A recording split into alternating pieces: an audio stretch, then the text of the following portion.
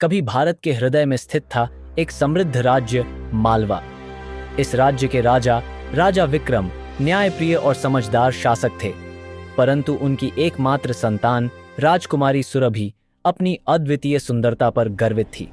उसकी सुंदरता की चर्चा दूर दूर तक थी और हर राज्य का राजकुमार उससे विवाह करने की इच्छा रखता था, लेकिन सुरभि को कोई भी अपने योग्य नहीं लगता था। राजा विक्रम को अपनी पुत्री के इस घमंड ने चिंतित कर दिया था। उन्होंने एक ऐसी योजना बनाई जो पूरे दरबार को चौंका दे। मैं अपनी पुत्री का विवाह उस व्यक्ति से करूंगा जो कल सुबह सबसे पहले हमारे राज्य में प्रवेश करेगा, उन्होंने कहा। यह सुनकर सभी स्तब्ध रह गए। अगली सुबह जब पहली किरण धरती पर पड़ी तो राज्य में सबसे पहले प्रवेश करने वाला व्यक्ति एक साधारण लोहार रघु था।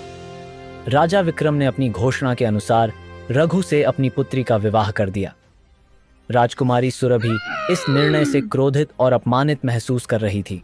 सुरभि, जो कभी रेशमी वस्त्र पहनती थी, अब साधारण कपड़ों में जीवन व्यतीत कर रही थी।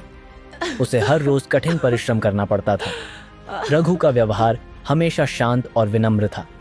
धीरे धीरे सुरभि ने इस साधारण जीवन के अर्थ को समझना शुरू किया। कुछ महीनों बाद रघु और सुरभि नए राज्य रत्नगढ़ पहुंचे। रघु को राजमहल में लोहार का काम मिला और सुरभि को महारानी सुमित्रा की सेवा का अवसर। यह स्थिति सुरभि के लिए अत्यंत कठिन थी। एक दिन रानी सुमित्रा ने सुरभि को अपने बिस्तर पर सोते हुए देखा और क्रोधित हो गई। सुरभि ने माफी मांगी, परंतु उसकी आंखों से आंसू थमने का नाम नहीं ले रहे थे। उसे एहसास हो रहा था कि उसका गर्व उसे कितनी गहराई तक गिरा चुका था। तभी रघु कक्ष में प्रवेश करता है, लेकिन इस बार वह साधारण कपड़ों में नहीं था। वह राजसी पोशाक में सजा था। सुरभि चौंक गई। रघु, ये क्या? उसने पूछा। रघु मुस्कुराया और बोला, मैं साधारण लोहार नहीं हूं, मैं इस राज्य का राजकुमार हूं। यह योजना तुम्हारे पिता और मेरे पिता ने बनाई थी ताकि तुम्हारा गर्व टूटे और तुम जीवन के सच्चे अर्थ समझ सको। सुरभि को अपने पुराने व्यवहार पर शर्मिंदगी महसूस हुई। उसने रघु से माफी मांगी और जीवन के नए पाठ सीखे।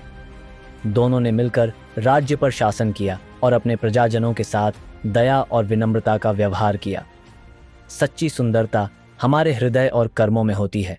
घमंड छोड़ो और जीवन को विनम्रता से स्वीकार करो। इस प्रकार एक राजकुमारी का घमंड प्रेम और सच्चाई के आगे नतमस्तक हुआ।